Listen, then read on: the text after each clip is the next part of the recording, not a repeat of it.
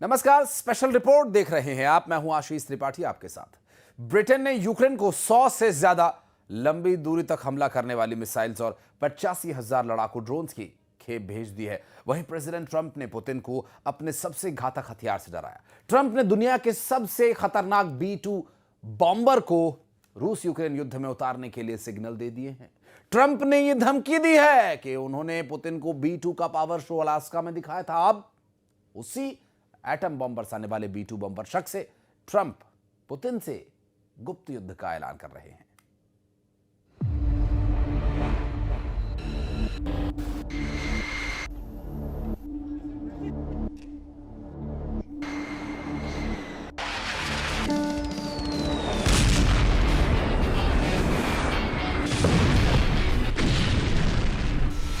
रूस जला डालेगा 20 ब्रांड न्यू B-2 बम वर्षक।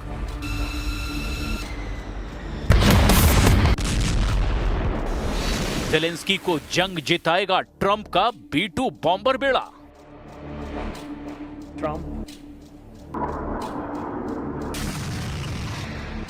पुतिन के खिलाफ सबसे भयानक युद्ध शुरू। यूक्रेन युद्ध में नेटो के परमाणु हथियार। B-2 बम वर्षक सिर्फ नाम नहीं है, अमेरिका का बॉम्बर दुनिया के सबसे खतरनाक बंकर बस्टर बम से लैस है। सबसे विस्फोटक, सबसे विध्वंसक, सबसे विनाशकारी।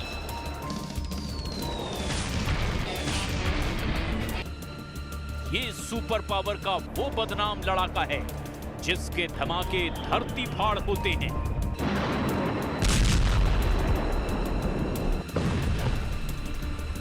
सबसे खतरनाक बम वर्षक की रूस यूक्रेन युद्ध में एंट्री का ऐलान हो गया है। मतलब ये कि रूस और यूक्रेन ने 4 साल की लड़ाई में जो भी हथियार इस्तेमाल किए वो अब बेमानी हो सकते हैं, क्योंकि जब अमेरिका का सबसे विस्फोटक जंगी लड़ाका हमले शुरू करेगा तो विनाश का अंदाजा भी नहीं लगाया जा सकता। ये वही बम वर्षक है जिसने हाल ही में ईरान के अंडरग्राउंड एटॉमिक ठिकानों को बर्बाद कर डाला था। प्रेसिडेंट ट्रंप ने पुतिन के खिलाफ एक तो नहीं 20 B-2 बनाने का ऑर्डर दे दिया है। किसी को डाउट ना हो, इसीलिए ट्रंप ने यह बात खुद सबको बताई है। And we just ordered about 20 brand new B-2 bombers. It's unbelievable as a weapon. I know Putin, when I was riding with him in Alaska, we passed a lot of them. And he said, that really did the trick. I said, yeah, it did. It's amazing. The flying wing. Zelensky को Tom hoc मिसाइलें मिलने पर suspense बना हुआ है, लेकिन B-2 बम वर्षक जैसा शक्तिशाली हथियार देने के सिग्नल देकर अब रूस के होश उड़ा दिए गए हैं। B-2 बम वर्षक युद्ध में आया तो क्या होगा? क्या रूस सुपर पावर के जंगी लड़ाके के सामने टिक पाएगा? क्यों B-2 बॉम्बर का टेरर दुनिया भर में है, ये जाने उससे पहले ज़ेलेंस्की का ये दावा सुनिए। यूक्रेन के राष्ट्रपति ने दावा किया कि टॉम हॉक मिसाइल ने ही पुतिन की टेंशन बढ़ा रखी है। जब से टॉम हॉक मिसाइलों का नाम सामने आया है, पुतिन ने ट्रंप से बातचीत शुरू कर दी है। अमेरिकी रक्षा कंपनियों के प्रतिनिधियों से मुलाकात में ज़ेलेंस्की का कॉन्फिडेंस काफी बढ़ा हुआ है। ज़ेलेंस्की को उम्मीद है कि व्हाइट हाउस में ट्रंप उन्हें मुंह मांगे हथियार सौंप सकते हैं। इसकी वजह यह है कि ट्रंप को यकीन हो चुका है कि पुतिन अपनी शर्तों पर ही युद्ध खत्म करेंगे। उनकी शर्तें ऐसी है जिसे ज़ेलेंस्की कभी नहीं मानेंगे। Last week, over 7,000 people were killed.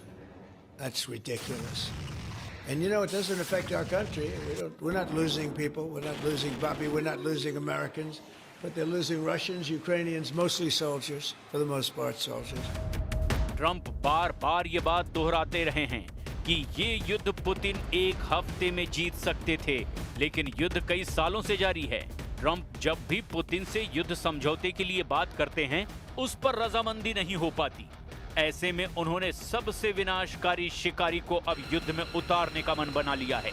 Trump ने 20 नए B-2 बम वर्षक के ऑर्डर वाली बात के साथ ही ये भी बताया कि उन्होंने अलास्का में पुतिन को B-2 का पावर शो भी दिखाया था। And we just ordered about 20 brand new B-2 bombers. It's unbelievable as a weapon. I know Putin, when I was riding with him in Alaska, we passed a lot of them. And he said, that really did the trick. I said, yeah, it did. It's amazing. The flying wing. अब Alaska meeting में क्या हुआ वो भी देख लीजिए।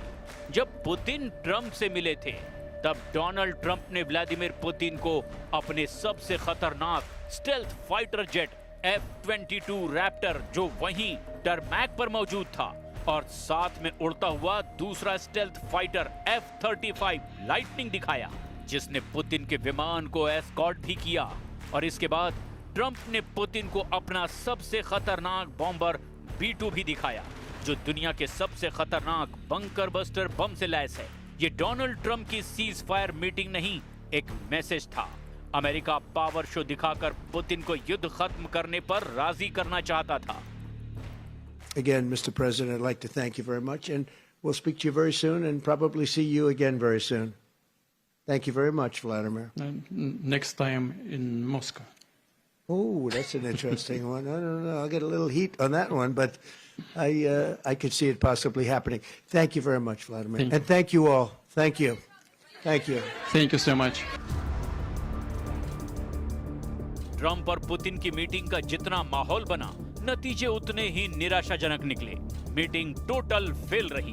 खामियाजे में युद्ध ज्यादा विस्फोटक हो गया और अब तो नौबत लॉन्ग रेंज मिसाइलों की टक्कर की आ गई है।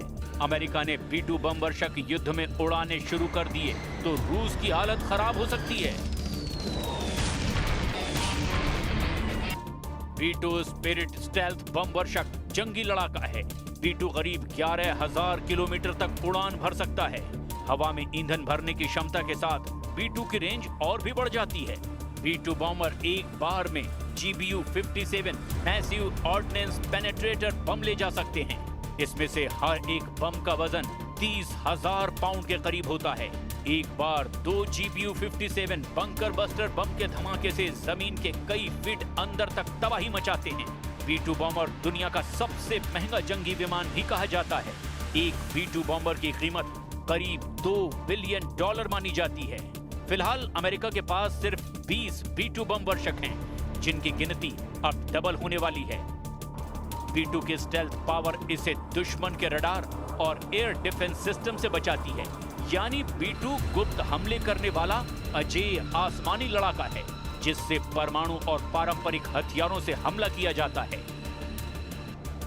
B-2 बम वर्षक से मचने वाली तबाही को ईरान के एटमी अड्डों की बर्बादी बयां कर चुकी है, जब ट्रंप ने इन्हीं बम वर्षकों से बम बरसाकर ईरान के अंडरग्राउंड एटमी ठिकानों को मटिया मेट कर दिया था।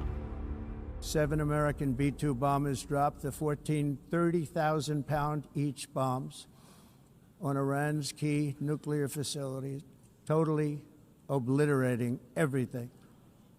No other country on earth could have done what we did. No other country has the equipment to do what we did. We have the greatest weapons on earth. Trump का B-2 लड़ाका युद्ध में जब भी इस्तेमाल हुआ है, दुश्मन बर्बाद हुआ है। अफगानिस्तान, इराक, ईरान के खिलाफ अमेरिका ने B-2 का इस्तेमाल किया। अब अगर रूस में B-2 के बमों की बौछार शुरू कर दी गई तो एटमी युद्ध टालना बहुत मुश्किल हो सकता है, क्योंकि B-2 बम वर्षक की काट सिर्फ न्यूक्लियर हथियार ही माने जाते हैं। वैसे भी यूक्रेन में युद्ध बहुत ही खतरनाक चल रहा है। रूस का दबदबा कई इलाकों में ज्यादा है, लेकिन नेटो और अमेरिका की मदद ने ज़ेलेंस्की के हथियार गोदामों को फिर से भर दिया है। ये बात पुतिन भी जानते हैं। पुतिन को टेबल पर लाने में ट्रंप कामयाब तो होते हैं, लेकिन मीटिंग का कोई नतीजा नहीं निकल पा रहा और ट्रंप बार बार फेल हो रहे हैं। पुतिन का पलड़ा भारी होता जा रहा है। शायद यही वजह है कि अब ट्रंप खुलकर युद्ध में सबसे विध्वंसक लड़ाके को भेज रहे हैं, मगर ये फैसला कई यूरोपीय देशों में तबाही भी ला सकता है। पुतिन के एटम बम का निशाना सबसे पहले नेटो सदस्य और यूरोप की महाशक्तियां बन सकती हैं।